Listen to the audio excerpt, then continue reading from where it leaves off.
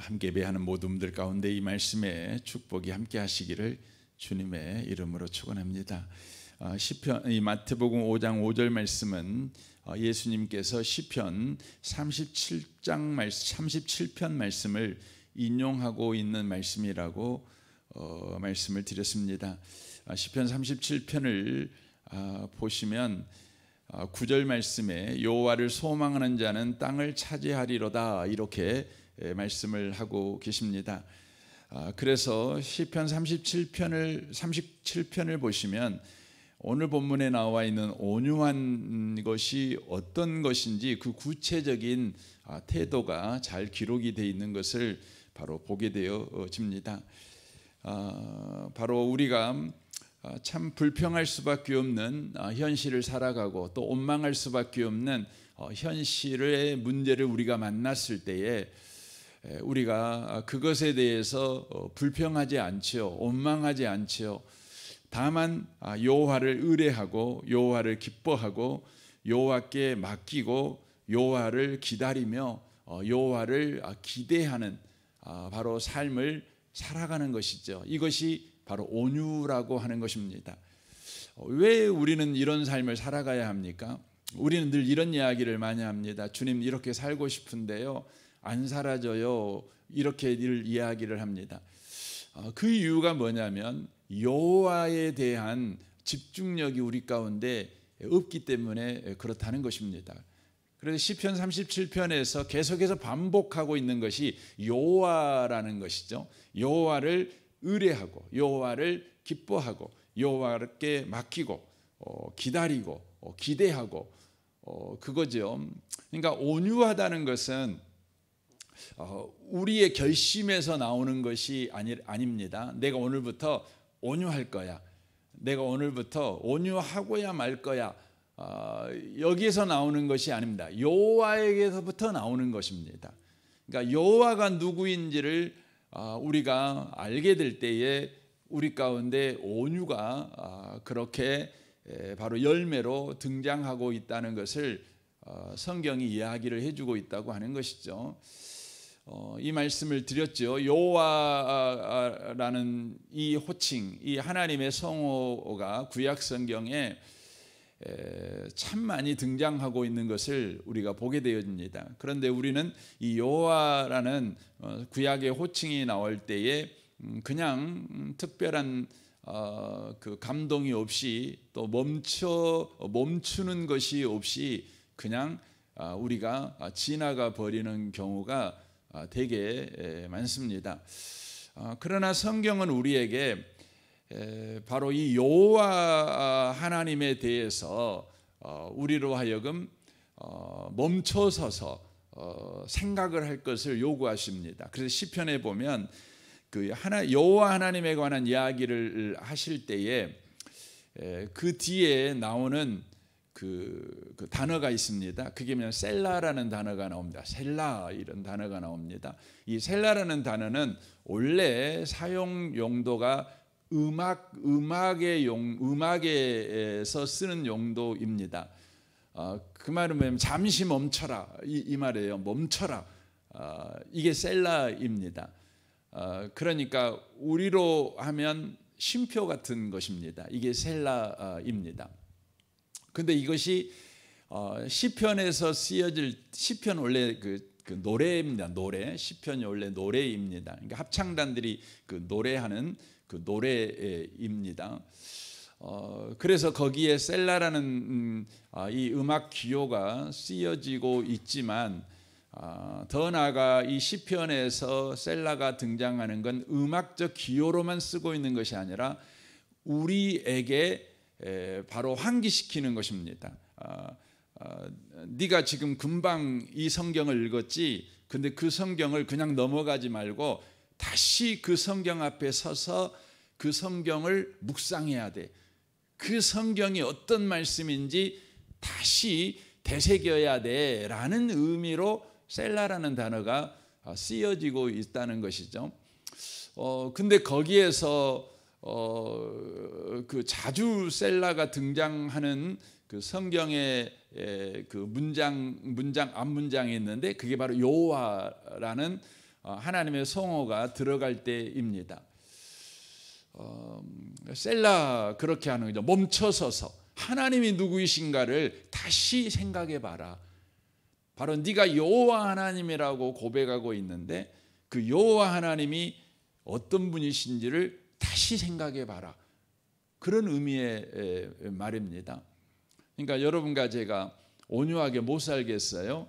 삶이 너무나 힘겹고 환경이 너무 힘겨울 때에 그냥 불평이 나오고 원망이 먼저 막 튀어나오는 것이죠.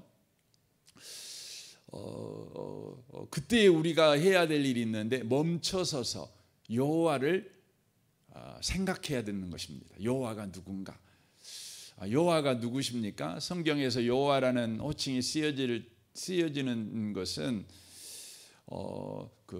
우리가 창세기 2장 3장에 등장하는데 창세기 1장에서는 우리 성경으로는 그냥 하나님 이렇게 등장한다는 거죠. 이게 히브리어로 보면 엘로힘 이렇게 되어 있습니다. 전지전능하신 하나님, 하나님의 전지전능하심을 강조할 때에 그냥 하나님, 우리나라 말로 하나님 이렇게 번역이 되는 겁니다. 엘로힘 이렇게 되는 거지만 2장 3장에서는 인간을 창조하신 그 하나님을 소개할 때에 여호와로 등장을 합니다. 그래서 2장에서 2장 4절인가요? 거기서부터 바로 여호와 이렇게 등장을 합니다. 그리고 그 인간과 언약을 맺죠. 그리고 그 인간과 에덴 동산에서 바로 함께 사시지요. 그 하나님을 소개할 때 여호와라고 그렇게 소개되어집니다. 그리고 인간이 범죄합니다. 그 범죄한 인간에게 찾아오신 하나님, 그리고 그 인간과 또 언약을 맺으시는 그 하나님, 그게 바로 여호와 하나님이십니다. 그러니까 거기서 강조되어지고 있는 것은 뭡니까? 바로 우리를 창조하시고 우리와 인격적 관계, 언약적 관계를 맺으시는 그 하나님을 강조할 때 쓰여지는 호칭이 바로 여호와라고 하는 것이죠. 여호와라고 하는 것이죠. 그래서 성경에서 온유는 여호와 하나님께 대한 태도이거든요. 그러니까 온유를 우리는 보통 사람에 대한 태도로 먼저 생각을 하죠. 우리는 사람들에게 부드럽게 대하고 사람에게 좋은 성품으로 대하고 뭐 이렇게 따뜻한 가슴을 가진 사람이 되는 거, 이걸 온유로 생각하는데 그게 아니라 하나님께 대하여 우리가 어떤 태도를 취하느냐, 그것입니다. 즉 우리의 현실에서 하나님께 대해 우리가 어떤 태도를 취하느냐, 하나님을 의뢰하고 기뻐하고 기다리고 기대하고 이렇게 사는 거죠. 근데 그 하나님이 누구시냐? 여호와 하나님이시라는 것이죠. 우리가 현실의 어려움을 만났을 때 여호와 하나님을 향하여서 우리가 원망하고 불평하는 것이 아니라 그를 기뻐하고 그를 의지하고 그를 기다리고 그를 기대할 수 있는 것은 그분이 여호와 하나님이기 때문에 그런다는 것입니다. 여호와 하나님이기 때문에 바로 그분은 우리에게 약속하시고 그 약속을 신실하게 이루시기 위해서 우리를 현재 우리 현실에 우리를 바로 부르신 하나님, 그리고 그 현실에서 하나님의 약속을 이루어 가시는 하나님, 바로 그분이 여호와이시라는 것입니다. 그러니까 여러분과 제가 그리스도인이잖아요. 주님이 우리를 창조하셨죠. 그분은 우리의 아버지시죠. 그 아버지가 우리에게 약속한 것을 이루시려고 우리에게 행하시는 일이 뭐냐면 우리를 현실 가운데 두는 것입니다. 현실 가운데 두는 것입니다. 그래서 여러분에게 주어진 현실은 하나님이 약속을 이루시기 위해서 바로 구체적으로 여러분의 인생에 또 실제적으로 여러분의 인생에 행하신 하나님의 일하심입니다. 그래서 여러분을 현실에 두는 것입니다. 왜 하나님이 약속을 이루려고 현실에 둘까요? 여러분, 현실이 없는데 약속이 이루어졌어요? 그러면 그것은요 말뿐인 겁니다. 그렇죠, 말뿐이죠. 그것은 관념이죠. 그건 하나의 사상에 불과할 것입니다. 그러나 현실이 우리에게 있고 약속이 이루어졌다면 그건 뭡니까? 그건 저와 여러분에게 밥이고 음료이고 또한 직장이고 그것이 가정이고 여러분의 자녀고 여러분의 인생이 되는 겁니다. 그러니까 하나님의 약속은 공중에 지금 떠다니는 뜬구름이 아닌 겁니다. 무지개가 아닌 것입니다. 무지개를 보면 소망이 생기죠. 하지만 무지개는요 잡을 수가 없어요. 잡히지가 않는 겁니다. 무지개는 현실이 될 수가 없는 것입니다. 그러나 하나님의 약속은 현실이 됩니다. 왜요? 우리를 하나님이 약속이 현실이 되게 하기 위해서 바로 현실에 우리를 바로 두기시기 때문에 그러는 것입니다. 그래서 여러분 오늘도 여러분과 저희가 현실을 사는 거죠. 뜬구름 위에 지금 살고 있는 것이 아닙니다. 현실을 삽니다. 여러분과 제가 땅을 딛고 사는 거죠. 땅을 딛고 사는 겁니다. 현실을 딛고 사는 것입니다. 중요한 것입니다. 여러분 우리가 예수를 처음 믿으면 어떤 분들이 이런 표현을 쓰죠. 그냥 구름 위를 걷는 것 같은 그 기쁨, 그 감격 있었다는 거 아닙니까? 아마 이곳에 계신 분들 가운데 그런 은혜를 경험하신 분들이 상당히 많이 계실 것입니다. 그러나 여러분 예수를 믿으면 계속해서 구름 위를 걷는 것처럼 평생을 걷지 않습니다. 그건 그냥 몇 시간이고 며칠밖에 안 됩니다. 그냥 현실에 우리가 발을 딛고 사는 것입니다. 왜요? 하나님이 여러분과 저에게 이루시려고 하는 약속은 바로 이론이나 공허한 애침이 아니라 실제이기 때문에 그렇습니다. 실제이기 때문에 그렇습니다. 그래서 성경에 보시면 시편 105편에 보면 요셉이라는 사람이 등장하잖아요. 근데 여러분 요셉이라는 사람에게 하나님이 약속을 하십니다. 꿈을 통해서 약속을 하시잖아요. 모든 형제들이 거의 막둥이죠. 11번째 12아들 가운데 11번째 아들인 11째한테 형제들이 고개를 숙이죠. 더 나아가서 그의 아버지도 그에게 고개를 숙인다는 그런 약속을 받게 되어지는 것이죠. 근데 그 약속을 하나님이 이루시기 위해서 요셉에게 어떻게 행하십니까?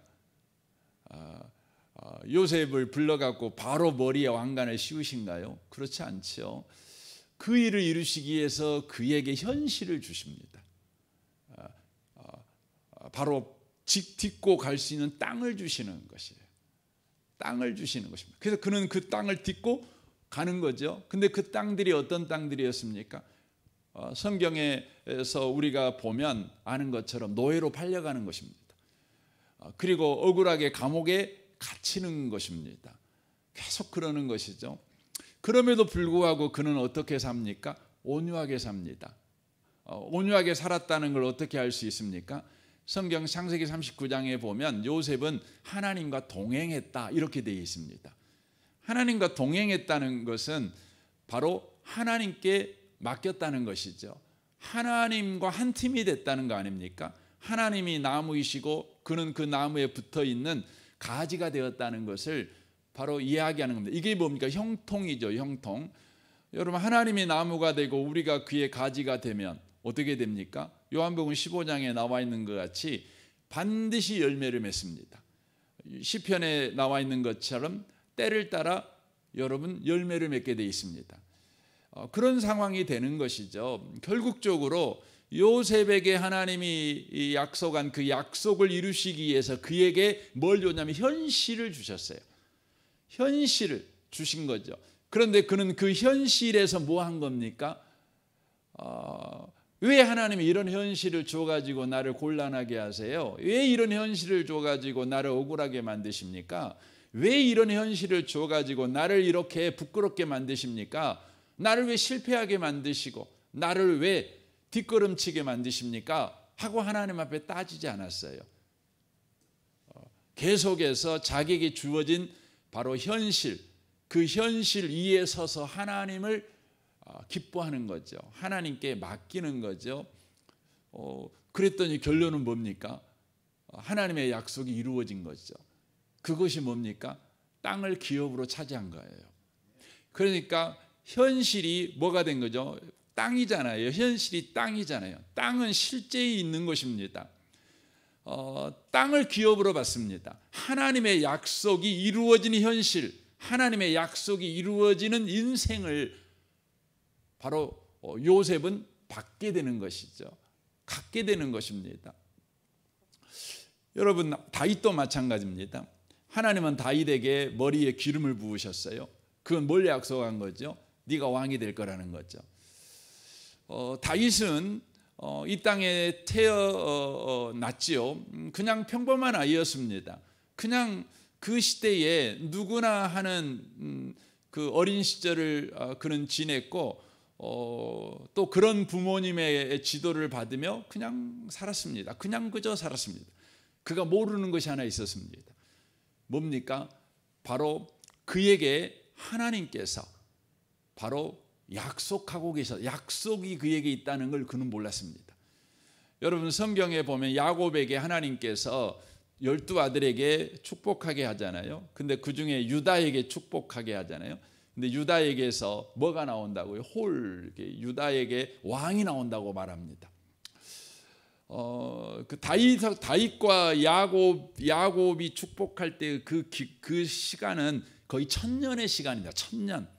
그러니까 1000년 전에 하나님은요, 다윗이 태어나기도 전부터 다윗에게 약속을 하셨어요. 에베소서 말씀에 나와 있는 것처럼 창세전부터 하나님께서 저와 여러분에게 하늘에 속한 신령한 복을 주시겠다고 약속하신 것처럼 요셉이 태어나기 전부터 하나님은 다윗에게 약속하셨죠. 그리고 다윗이 알도록 내가 너를 약속한 대로 왕으로 세울 거야. 이걸 이제 드러나게 하시죠. 그게 뭡니까? 그의 머리에 사무엘을 보내갖고 기름을 붓는 것입니다. 기름을 붓는 것입니다. 이제 다윗은 하나님의 약속이 이제 이루어지는 실제적인 삶을 그가 살아가게 됩니다. 그래서 여러분, 다윗이 머리에 기름 부음을 받은 이후부터 그의 인생이 어떻게 돼요? 그의 인생에게요, 그가 생각했던 현실이 아니라 그가 원하지 않는 현실, 그가 한 번도 생각해 본 적이 없는 현실이 그 인생에 펼쳐지기 시작합니다. 펼쳐지기 시작합니다. 그러니까 다윗이 아버지 심부름을 따라서 전쟁터에 있는 형들에게 가잖아요. 뭐 형들이 방이었는가 도시락 갖다 주러 갔는가 모르겠지만 어쨌든 가게 됐다가 뭘 듣게 됩니까? 이 골리앗이 하나님을 모욕하고 하나님의 백성인 이스라엘을 모욕하는 소리를 바로 듣게 되는 것이죠. 듣게 되는 것이죠. 그때 그의 심령에 뭐가 일어나요? 그 심령에 의분이 일어나는 겁니다. 어떻게 하나님을 욕할 수 있냐 이거죠. 어떻게 하나님의 백성인 이스라엘을 저렇게 무시할 수 있냐는 것이죠. 일어나는 것입니다. 여러분, 그게 여러분 하나님의 일하심이죠. 여러분 누구나 그런 마음 갖는 게 아니잖아요. 그래서 여러분 골리앗과 싸움에서 그가 이기게 되죠. 그러나 그것은 다윗의 인생을 하나님이 약속을 이루시는 현실로 그를 초대하는 문에 불과했어요. 문은 화려했죠. 문은 빛과 번쩍했어요. 영웅으로 다윗이 바로 역사 속에 등장하는 장면이기 때문에 그렇습니다. 그러나 그 이후부터 다윗의 인생은 어떻게 돼요? 급강하합니다. 갑자기 그냥 쏙그쳐서 짠 하고 나타나더니 그때부터 어떻게 해요? 그때부터요, 그 높은 곳에서부터 대굴대굴 굴러 떨어지기 시작하는 겁니다. 그래가지고 10년이 넘는 세월 동안 그는요 도망자 신세가 됩니다. 도망자 신세가 돼요. 여러분 얼마나 힘든 인생을 산지 몰라요. 그래서 마침내 그가 어떻게 되죠? 왕이 되는 겁니다. 그가 왕이 된 것은 꿈속에서 왕이 된 게 아니에요. 현실에서 왕이 돼요. 현실에서 왕이 되게 하기 위해서 뭘 줬다고요? 현실을 줬다니까요. 그래서 그에게 준 현실, 그에게 준 구체적이고 실제적인 그의 인생, 바로 땅, 그게 뭐가 되죠? 기업이 된 겁니다. 하나님의 약속이 이루어진 것입니다. 그래서 온유한 자는 복이 있나니 그들이 땅을 기업으로 받을 것이요 라고 말할 때 땅을 기업으로 받는다는 게 뭐냐? 그게 바로 하나님의 약속이 이루어진 현실, 하나님의 약속이 이루어진 인생, 바로 그것을 바로 받게 되었다는 것이죠. 사랑하는 성도 여러분, 오늘도 저와 여러분은 현실을 살 것입니다. 여러분, 그래서 예수 믿는 사람들은 절대 현실을 피해서 도망 다니시면 안 돼요. 문 걸어 잠그고 나 밖에 안 나가, 문 밖은 무서워, 힘들어, 나를 잡아먹으려고 하는 사람밖에 없고 나를 힘들게 하는 사람밖에 없어. 그래서 여러분 방문 걸어 잠그고 현실을 도피해서 여러분 방 안에 숨어 있지 마십시오. 예수 믿는 사람에게 주어진 현실은 하나님의 약속이 구체적으로 이루어지는 바로 현실이라는 걸 여러분과 제가 놓치시면 안 돼요. 거기에 들어가시는 것입니다. 오늘도 여러분이 눈물바람을 하게 될란가 모르겠습니다. 여러분이 오늘도 힘들란가 모르겠습니다. 그러나 그 현실에서 여러분과 제가 해야 될 일이 있어요. 그걸 뭡니까? 온유하는 것입니다. 하나님을 기뻐하는 것입니다. 하나님을 의지하는 것입니다. 하나님을 기대하는 것입니다. 하나님을 기다리는 것입니다. 맡기는 것입니다. 하나님, 주님께서 나를 이 현실 가운데 두신 이유는 나를 부끄럽게 하려고 이 현실에 두신 것이 아니라 하나님이 내게 하신 약속을 성취하게 하기 위해서, 그래서 하나님의 약속이 이루어지는 현실, 하나님의 약속이 이루어지는 인생이 되게 하기 위해서 나를 이곳에 부르셨사오니 내가 주님을 의지합니다. 주여, 주의 뜻대로 하십시오. 주님, 내가 오늘 감정적으로 반응하지 않고 주의 약속을 내가 신뢰함으로 주의 뜻이 이루어지는 오늘이 되도록 주님께 내 인생을 맡깁니다. 그러는 거죠. 맡기는 가장 구체적인 방식이 뭡니까? 여러분, 예수 믿는 사람이 맡긴다. 그게 뭡니까? 구체적인 맡기는 삶이 뭐냐면 바로 여러분에게 주어진 역할이 있잖아요. 그걸 오늘도 하고 사는 겁니다. 여러분이 오늘 가정주부로 있다면 가정주부가 해야 될 일이지 않겠습니까?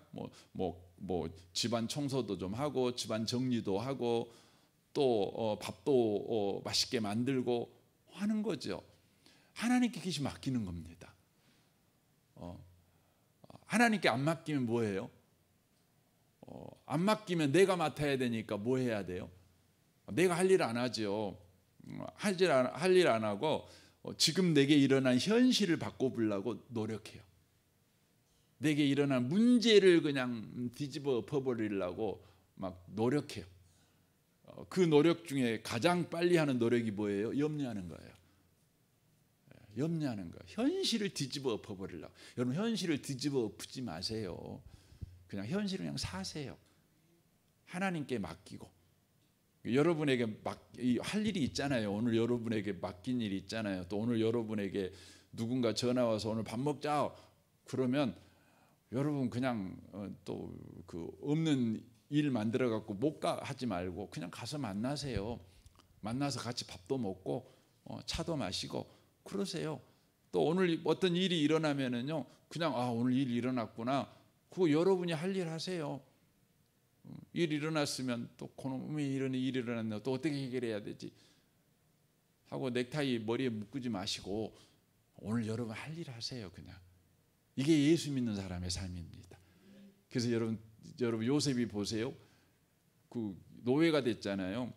그러니까 노예로서 주어진 현실에서 하나님을 믿고 한 일이 뭐예요? 노예 생활 잘했어요. 얼마나 비참합니까? 근데 그거 잘했다니까요. 감옥에 가고 뭐 했어요? 감옥 생활 잘했어요. 그냥 감옥에 나를 집어넣었으면 감옥에 가고 모범수가 됐다니까. 모범수. 그렇게 살았어요. 그렇게 노예인데 다른 노예들은 다 그냥 씩씩거리고 하는데 훌륭한 노예가 됐다니까요. 훌륭한 노예. 그러세요, 여러분. 여러분 가정주부면 훌륭한 가정주부 되세요. 맛없는 음식 만들지 마시고 제대로 음식을 만드시고 그렇게 사세요. 그게 하나님께 맡기는 거예요. 여러분 깜짝 놀라게 될 것입니다. 나는 하나님께 맡기고 하나님이 내게 하라고 한 일 내가 이렇게 하고 살았는데 내 인생에서 하나님의 여러분 약속이 이루어지는 겁니다.